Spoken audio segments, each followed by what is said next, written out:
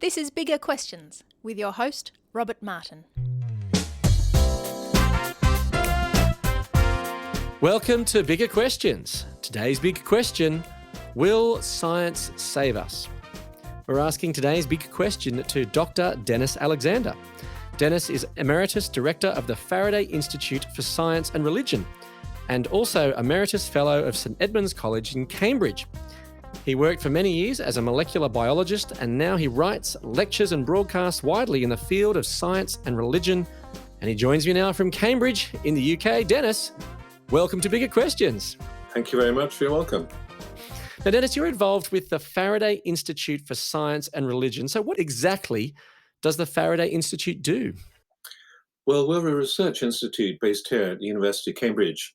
And our main aim is to do research in the whole area of science and religion to see how these two disciplines engage with each other, talk to each other from an academic perspective. But we also do a lot of courses and publications. And we're trying to help people, just general non-scientists as well, to think carefully about what these topics are really about and what they mean. So the interface between science and religion, that's really where you're thinking, that's really where you're at. That's where we're at indeed, yes. Right, yeah. Now, I do seem to remember something about Faraday from my high school physics. So who exactly was Faraday? Well, Michael Faraday was a wonderful scientist, as we would now call those people from the 19th century, who really was one of the inventors of electromagnetic induction in the sense of how do we use it to make electricity. The fact that we're even talking to each other today, we can thank Michael Faraday because he was a great discoverer. And he ended up as director of the Royal Institution in London and ran the laboratories there for many, many years. And that's why we thought we'd name our institute after him, because he was also a very committed Christian and also saw his science and his faith being wedded together. So we just thought, here's a great name. We should name our institute after him, which is what we did. And we started it up in 2006. Yes. Yeah. So we have Faraday to thank for electricity, really? Is it that much to say? Oh, entirely correct. Yes, entirely correct. He wasn't much of a mathematician. James Clerk Maxwell came after him. James Clerk Maxwell really gave the mathematical underpinnings to what Michael Faraday had discovered experimentally. He was a great experimentalist. He just loved playing around with bits and pieces and made some wonderful creations, discoveries in that way. So does that mean that you use lots of electricity in Faraday's honour? We certainly do, and we should use less. But right now, of course, we're all working from home and we're all very dependent on technology, aren't we? It's amazing. But was his faith just simply the product of his age, or was there some conviction there despite that? It was a very personal Christian commitment on the part of Michael Faraday. I don't know if he ever saw a particular conversion experience in his life, but he certainly grew up as a Christian. He grew up thinking Christianly, and his faith was always very real to him and made a huge difference. At the same time, he was very modest about his faith. He didn't talk about it much, but he would be sort of discovering electricity during the day, and the evening he would go off to the San Dominion Church in the East End of London, and he'd be going out to do social work because the church had a very strong emphasis on helping the poor and the dispossessed at the time. And also, it was a church without any priests. So it was more like the Brethren or the Quakers, you call them today, I guess, where people just sat around and they worshiped God together. He met his wife his wife actually was the daughter of one of the elders in the church. So the church was a very integral part of his whole life. And made a real difference to his life. I think it made a total difference. And there have been quite a lot of biographies and writings about this and how it. In fact, some people have argued that his Christian thinking impacted upon the way he thought about, especially the whole understanding of fields in physics, magnetic fields. I think probably most of us are familiar with an experiment we did at school. You have a magnet, and you put all those iron filings down and it creates this wonderful field around the iron magnet. And of course, he discovered that and he noticed that and he wrote a lot about it and he used it in his experiments. And some people have thought that because he believed in a God who acts at a distance, therefore he didn't really have any problem with the idea. The whole concept of fields, the concept of action at a distance was very important to him. Or action that's invisible, perhaps as well. That's real, but you can't see it. You can't discern it with the naked eye. exactly right. Yeah, because I think a lot of people thought it was a bit spooky, I mean, how can a magnet have some action at distance? But for Michael Faraday, nothing was spooky. He wrote about it as it's like God working in the created order, like God has almost a finger, just acting on everything all the time. So he had this great understanding of God as creator as the God who upholds and sustains everything that exists all the time. Well, that's fascinating, the story of Faraday. But what about your story then, Denis? What fascinates you about science? Well, I've always been greatly fascinated just with the workings of the biological world in particular. My mother actually studied physiology in Oxford a few years ago, 1930 to 1934. She was one of the Right. early women to study physiology as a woman at Oxford, because in those days it was pretty much a man's world. Actually, Hmm. when I went to Oxford myself in the mid 1960s, I thought it'd be fun to go and look for her photo in the matriculation year that she was involved in. Unfortunately, in the biochemistry department at that time, all those photos were up there hanging on the wall. So I went to look for 1930, I think it was, or 31, and there was the photo of her in her first year with all her colleagues, and they were all men. There was just a sea of men in black ties Mm. and black suits, and there were two women.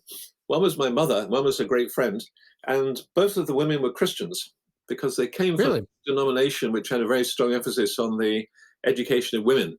And so, she was quite a pioneer, I think, in that way by studying physiology.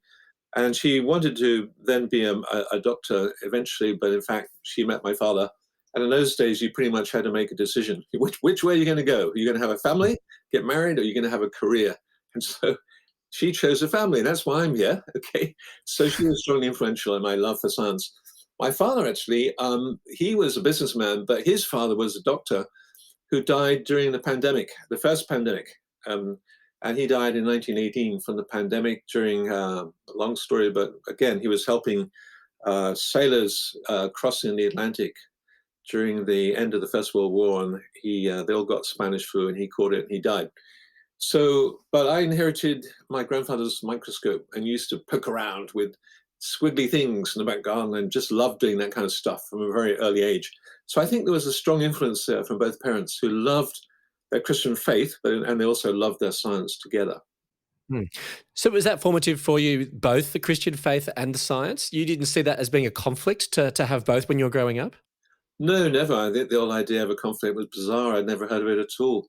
And I grew up with faith, with both really, the parents who love Christ and with parents who love science. And I just grew up with those two loves, really. And the whole idea of them being in conflict would have been a very bizarre idea for my parents and myself. Mm.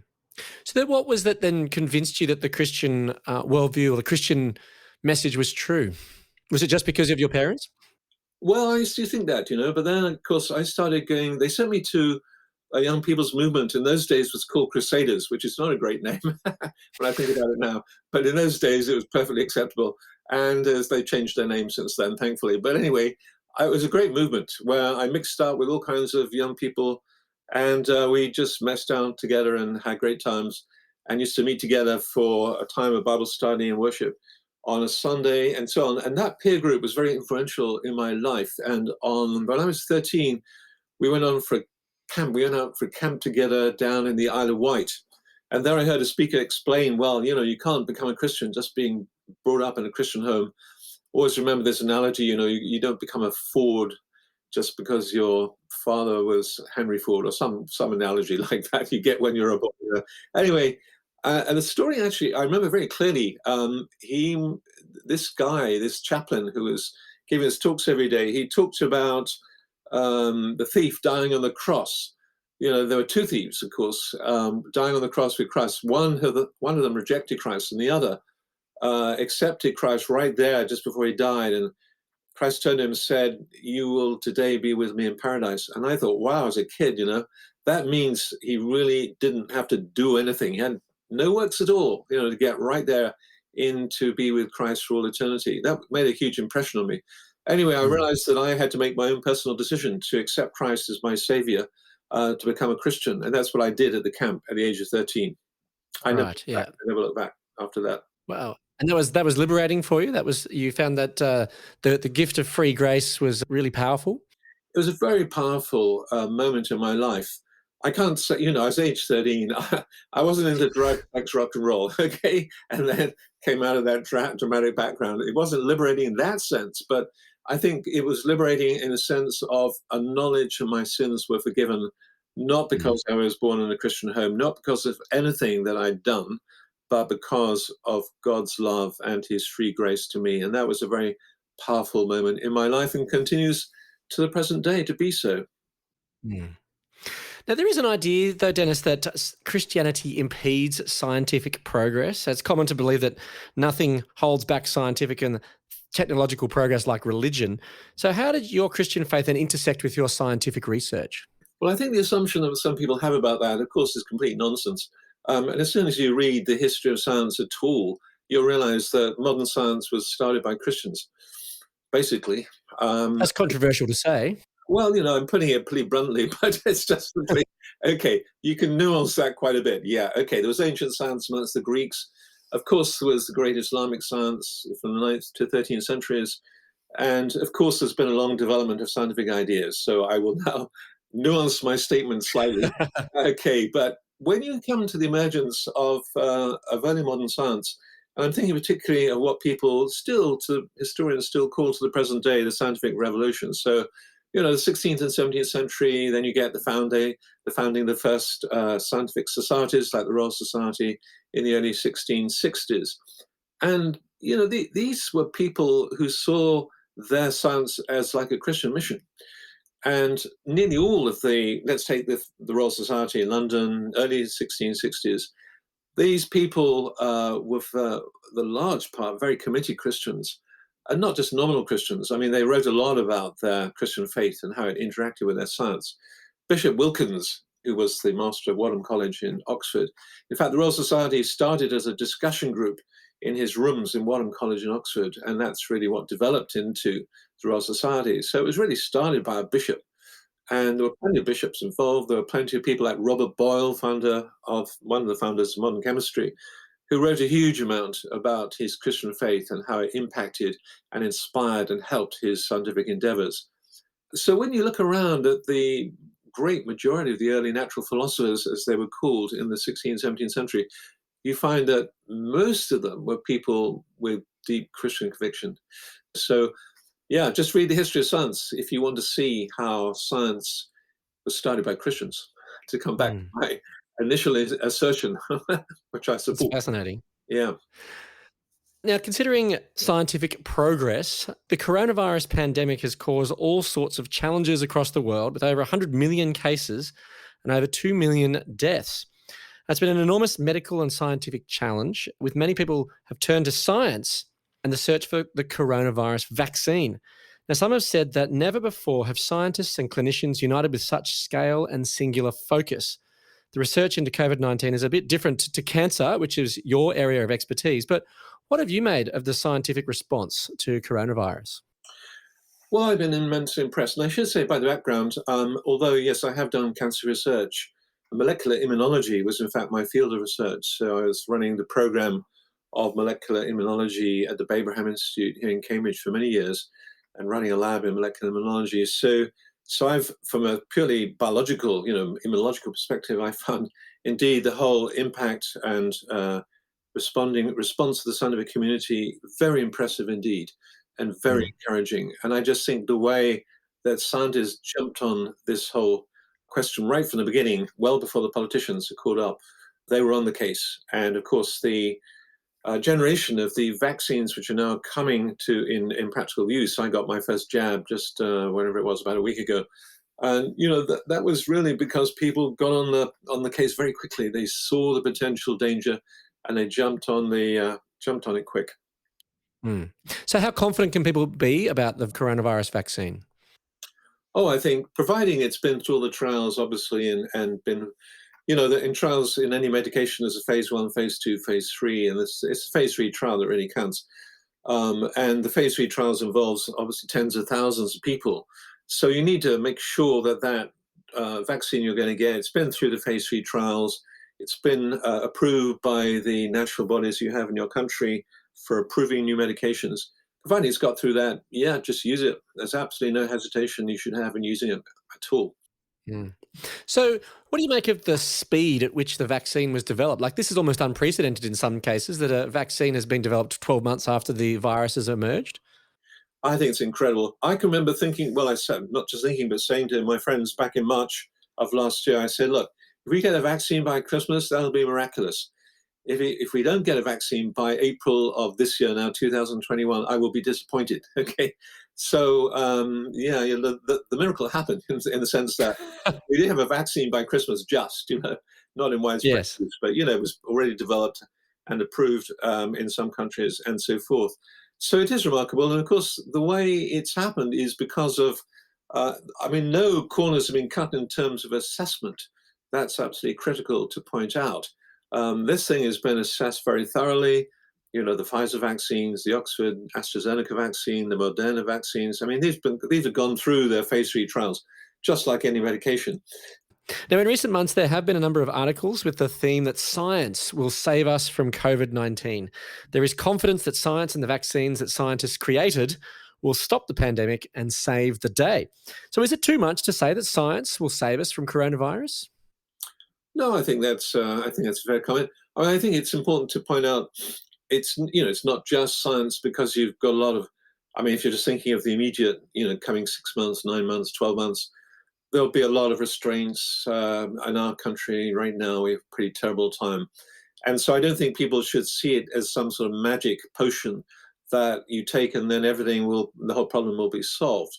No, it's much more subtle than that. And of course, we have to keep our social distancing. We have to keep, in the present UK case, we're in lockdown. So you can't just assume you get the jab, that's it. So point one, of course, vaccines take a while to work.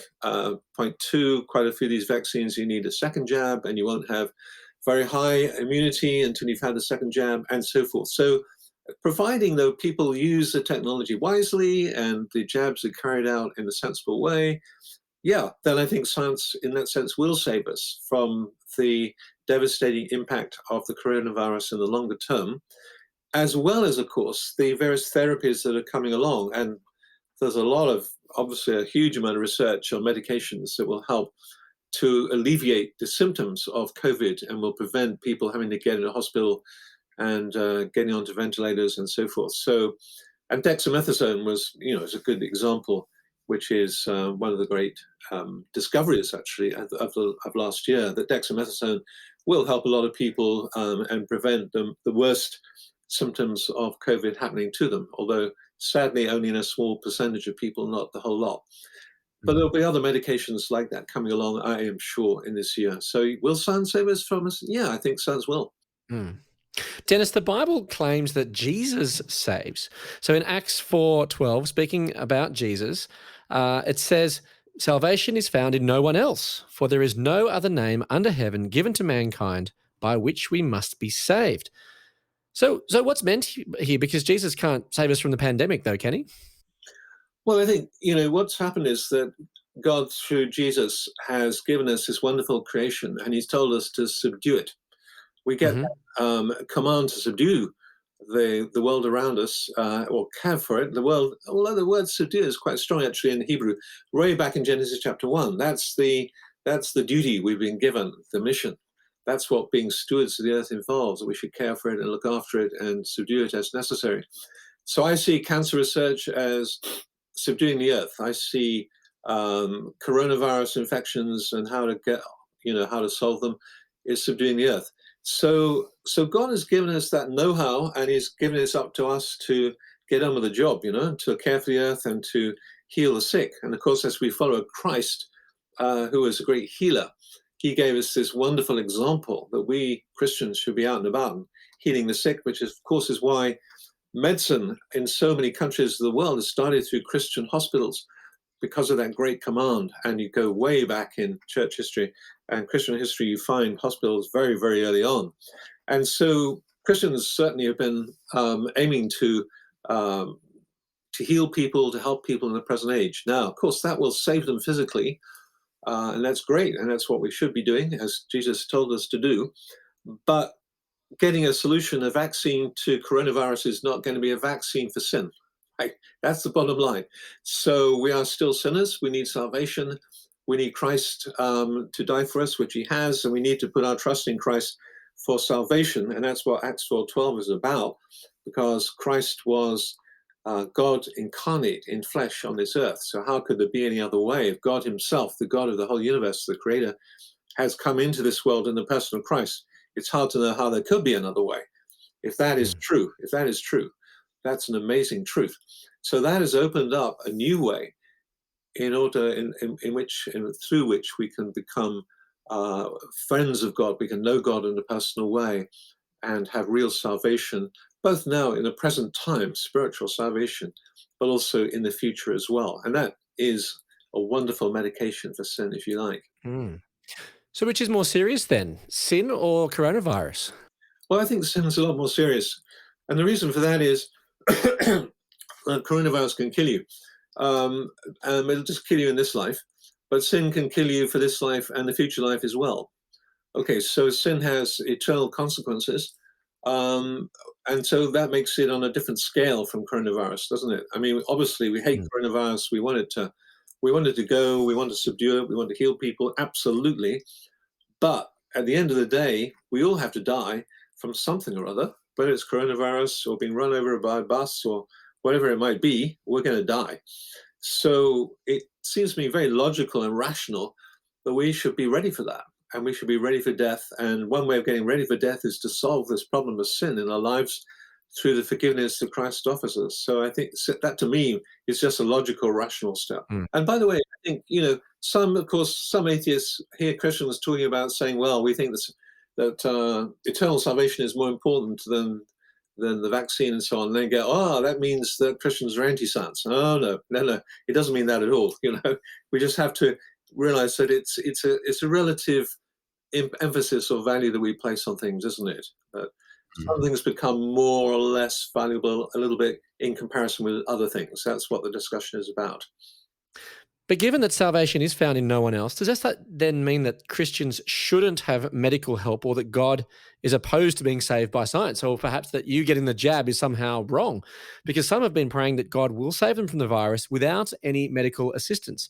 One pastor once said, COVID-19 is an evil from which control and protection can only come direct from the Almighty. So what do you make of that God will act independently of any medical or scientific advance?